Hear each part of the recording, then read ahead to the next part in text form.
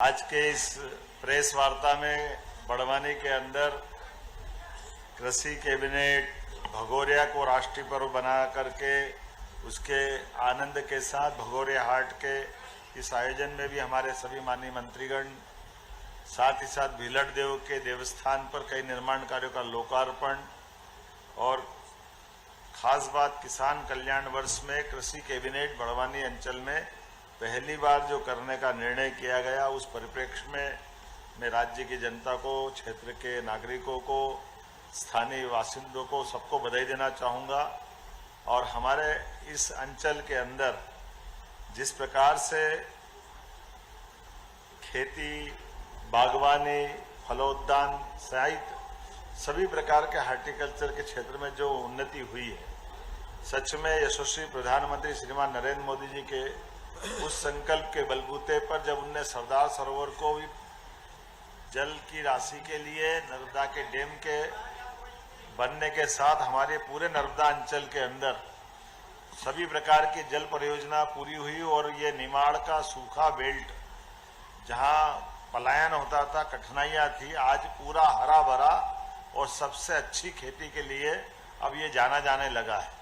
मैं बधाई देना चाहूँगा हमारे अपनी सरकार के पूर्व मुख्यमंत्री को, हमारे सभी प्रकार के शासन के साथ माननीय प्रधानमंत्री जी को, श्रीमान नरेंद्र मोदी जी को, जिनके नेतृत्व में हमारी सरकार लगातार अलग अलग वर्ष को जनता के कल्याण से जोड़ करके उनके नाम के आधार पर जो 4 श्रेणी माननीय प्रधानमंत्री जी ने बताई, इस समय किसान कल्याण वर्ष हमने ये वर्ष 2026 मनाने का निर्णय किया।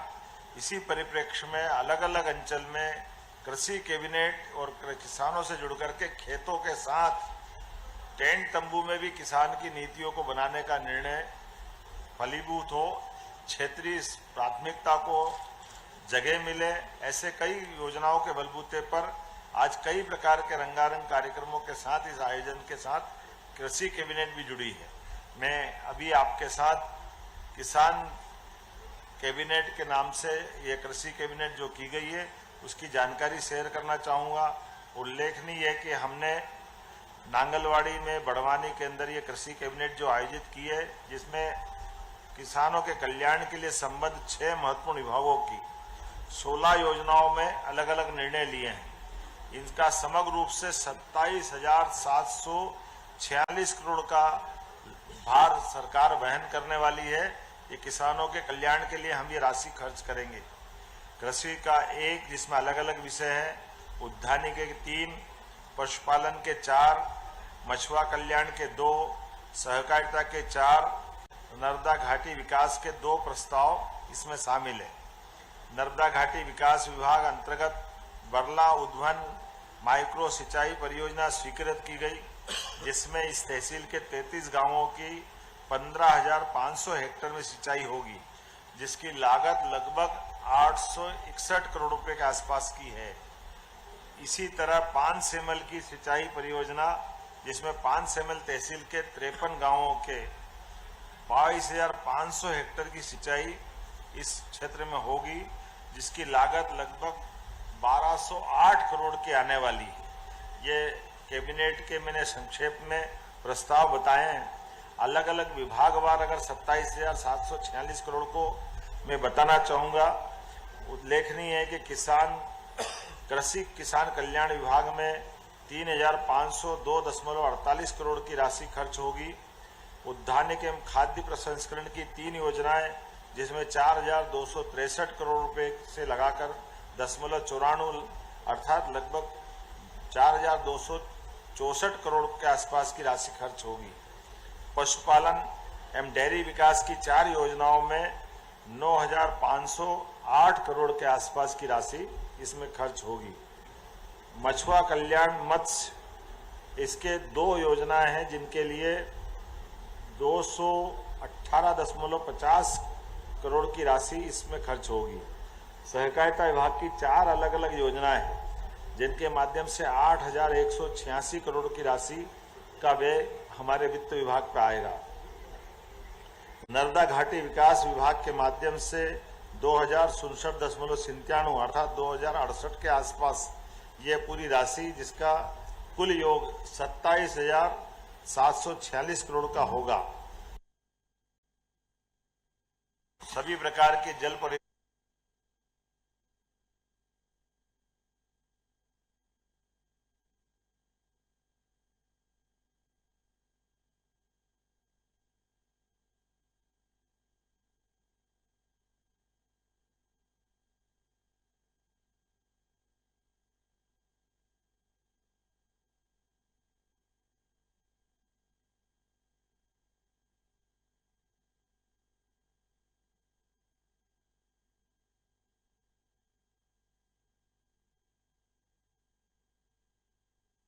के लिए इस राशि के साथ बीते समय हमने विधानसभा के दरमियान उड़द प्रोत्साहन, ये देश में पहली बार हुआ जब हमने दलहन के लिए तीसरी फसल के माध्यम से 600 रुपये प्रति क्विंटल का बोनस प्रारंभ किया, जिसके आधार पर 4.15 लाख हेक्टेयर में इसकी बोनी संभावित है। सोयाबीन का बीते समय हमने भावांतर योजना में भुगतान करके देश में हमारा मध्य प्रदेश पहला नंबर का राज्य है, जिसके आधार पर हमने सोयाबीन की खरीदी की थी। उसी प्रकार तिलहन में और सरसों पे भी भावांतर योजना का लाभ हम देने वाले हैं। ये लगभग 15.71 लाख मैट्रिक टन का इसका उत्पादन होगा और सरसों को भावांतर योजना में शामिल करने के लिए हमने भारत सरकार को इसका प्रस्ताव दिया है। राष्ट्रीय खाद्य सुरक्षा पोषण के माध्यम से 5 वर्षों की निरंतरता के लिए 3,285.49 करोड़ की राशि हमने धान, गेहूं, दलहन, मोटा अनाज, नकदी फसलों में देने का प्रयास किया है। प्रधानमंत्री कृषि सिंचाई योजना के माध्यम से पर ड्रॉप मोर क्रॉप के माध्यम से 1 अप्रैल 2026 से 31 मार्च 2026 तक 2,393.97 करोड़ की ये राशि भी हमने मंजूर की थी। प्रधानमंत्री राष्ट्रीय कृषि विकास योजना के माध्यम से 2031 तक के लिए हमने सब मिलाकर के ये 10,000 करोड़ से ज़्यादा की राशि पिछले विधानसभा के माध्यम से हमने किसान कल्याण वर्ष में घोषित की। आज की ये राशि अगर जोड़ें तो 27,746 के साथ 10,000 करोड़ से ऊपर की राशि जोड़ें तो लगभग ये हमारी 38,000 करोड़ के आसपास की किसान कल्याण के लिए हमने अपने राज्य बजट से ये बड़ी योजनाओं को मंजूरी दी है। ये किसानों के प्रति हमारी प्रतिबद्धता है, हमारे अपने उस संकल्प की पूर्ति भी है। जब हम हर हालत में किसानों को न केवल समृद्ध बनाकर राज्य को प्रगति के पथ पे ले जाएंगे, बल्कि किसानों के साथ साथ हमने 16 विभागों को जोड़ करके 17 विभागों के साथ जोड़ करके मत्स्य पालन, दूध उत्पादन, हार्टिकल्चर, एग्रीकल्चर सभी चीज़ों को जोड़ते हुए सहकारिता को भी आगे बढ़ाएंगे। स्वावलंबी ऊर्जा के माध्यम से भी किसानों के लिए कृषि किसान पंप और बहुत सारे प्रकार से लाभ दे रहे हैं। जब मैं आपसे इस तरह की बात कर रहा हूं तो ऐसे में यहाँ बड़वानी के अंदर आज हमने सवेरे भीलड़ देव भगवान की दर्शन करने के साथ भीलड़ देव के निर्माण कार्यों का लोकार्पण भी किया और इसे एक तरह से पर्यटन का केंद्र हम इसको बनाने वाले हैं। भविष्य में और भी कई प्रकार के कामों की मंजूरी यहाँ हम देते जाएंगे। भगोरिया उत्सव आदिवासी अंचल का अद्भुत त्यौहार समान होता है जो भगोरिया हाट के नाम से जाना जाता है। ऐसे में बीते वर्ष हम आए थे तो कई सारी योजनाओं की घोषणा की थी।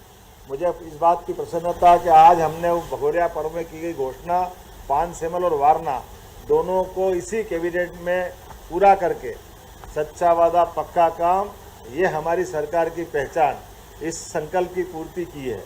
मैं ये भी बताना चाहूँगा, बीते समय फरवरी में गए साल महारानी अहिल्याबाई का ये परिक्षेत्र है। ऐसे में हमने अहिल्या माता के नाम पर कैबिनेट निमाड़ के महेश्वर अंचल में की थी। इस वर्ष ये हमने नांगलवाड़ी में बड़वानी के अंदर पहली बार की है। ऐसे में मुझे कई सारी चीज़ें लोगों को बताई गई कि यहाँ पर केला, मिर्च, आम, सब्जियाँ, इसका लगभग 30,660 से ज़्यादा हेक्टेयर में उत्पादन हो रहा है और फूड प्रोसेसिंग की भी बड़ी संभावना है।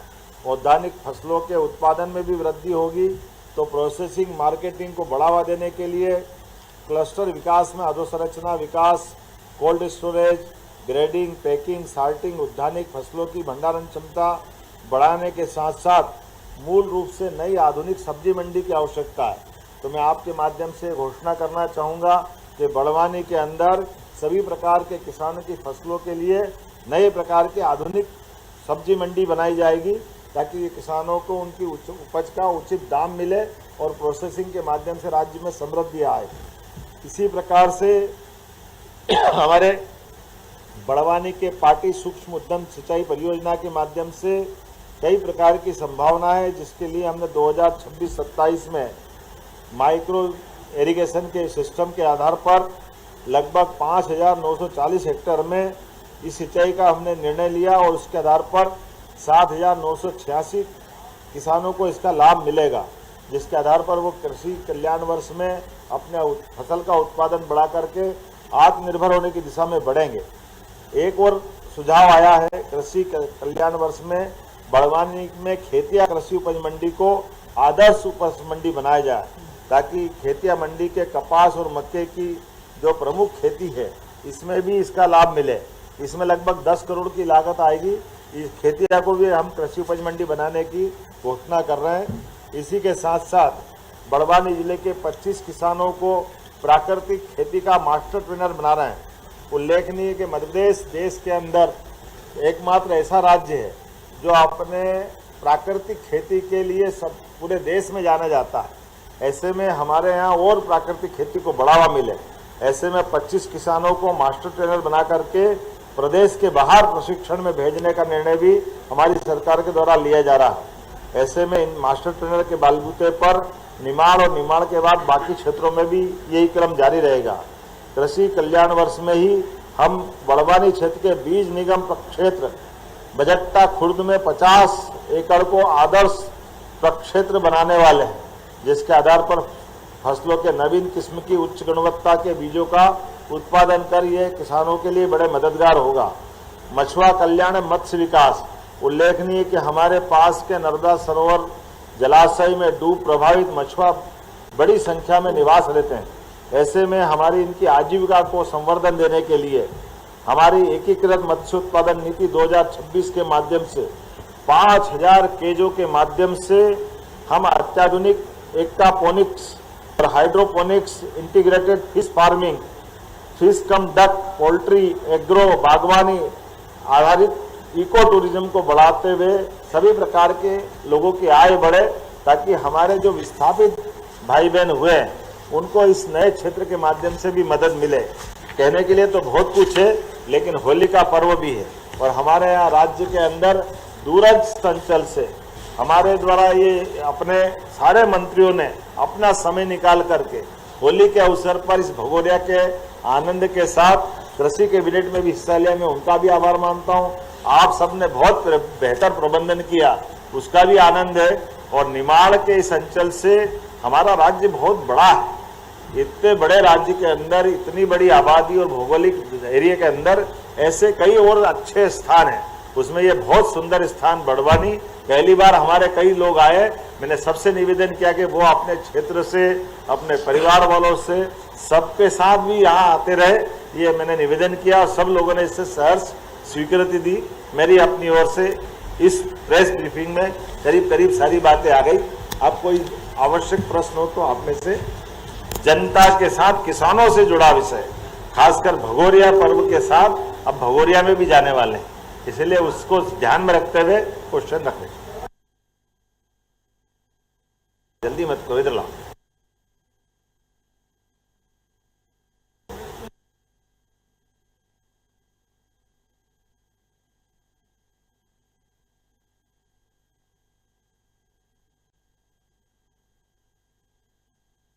हमने आज ही अपनी क्लस्टर और फूड प्रोसेसिंग इकाई की यूनिट की नीतियों को पुनः 5 साल के आगामी रूप से स्वीकृति दी है, ताकि फूड प्रोसेसिंग के बलबूते पर उनकी उपज का सही दाम उनको मिल सके।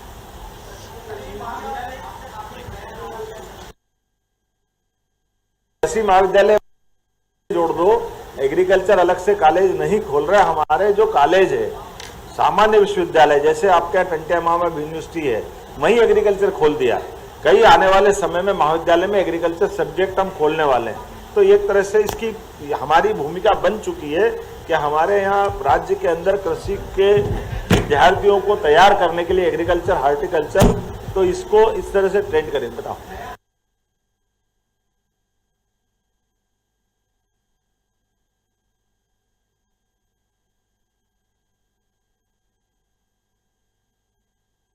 100% ये हमने कहा कि जैसे निमाड़ अंचल में हुई है, आने वाले समय में अलग अलग अंचलों में इस प्रकार का क्रम जारी रहेगा। लेकिन आज तो हम यहाँ की बात कर रहे हैं, निमाड़ का आनंद है, भीलड़ देव का आनंद है, दाल पानिया और क्या क्या बना उसका पकवान लेंगे, अच्छे भगोरिया हाट में जाएंगे। कैबिनेट में अपने सारे विषय बहुत अच्छे से हुए, सारी व्यवस्थाओं के बलबूते पर ये कृषि कैबिनेट, ये मैं मान सकता हूँ कि ये सफलता के सारे सोपान पूरे कर रही है। सर,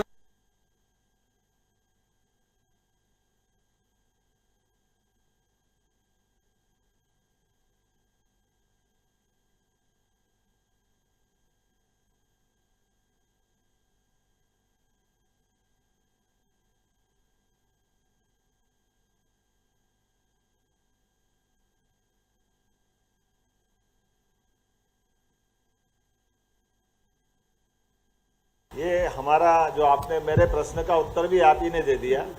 ये जो हमारी एक तरह से ऐसे स्थान पर माने हमारे सारे उप मुख्यमंत्रियों मंत्रीगण सबने कहा है कि वो सब पहली बार आए, तो ये डेस्टिनेशन का मतलब ये है कि हम एक दूसरे स्थान से परिचित हों, वहाँ की सारी अच्छाइयों को जानें, तो हमारे इस पूरे राज्य में इस प्रकार के प्रयोग का ये लाभ मिलेगा। बीते समय हमने रीजनल इंडस्ट्री कॉन्क्लेव की थी, उसका भी लाभ मिला था। तो एक एक करके ये इससे सारे क्षेत्र में सब चीज़ों की जानकारी आए, और जब ये आते हैं तो स्वाभाविक रूप से पर्यटन भी बढ़ेगा, पर्यटन के साथ व्यापारिक गतिविधि भी बढ़ेगी। हमारा ये महाराष्ट्र और गुजरात के पास वाला बेल्ट, ऐसे समय में इस पर पर्याप्त ध्यान देने के लिए, और साथ ही साथ आदिवासी अंचल के प्रति हमारा सम्मान भी है। कांग्रेस वर्षों तक आदिवासियों के वोट तो लेती रही, लेकिन न तो भगोरिया को राष्ट्रीय पर्व किया, न आदिवासी अंचल में सिंचाई का रकबे में उन्होंने कोई काम किया। वो एक वोट की राजनीति करते थे। लेकिन कोई बात नहीं, हम तो अपना बड़ा मन करके होली के अवसर पर उनको भी शुभकामना देते हैं, बधाई देते हैं। लेकिन हम अपने उस निर्णय के प्रति प्रतिबद्ध है कि हम समग्र क्षेत्र में सभी वर्गों को साथ लेकर के आगे बढ़ना चाहते हैं। इसमें हमारे अनुसूचित जाति, जनजाति, ओबीसी, सामान्य वर्ग सबके साथ, सब समाज को लिए साथ आगे है बढ़ते जाना। छोटे छोटे दो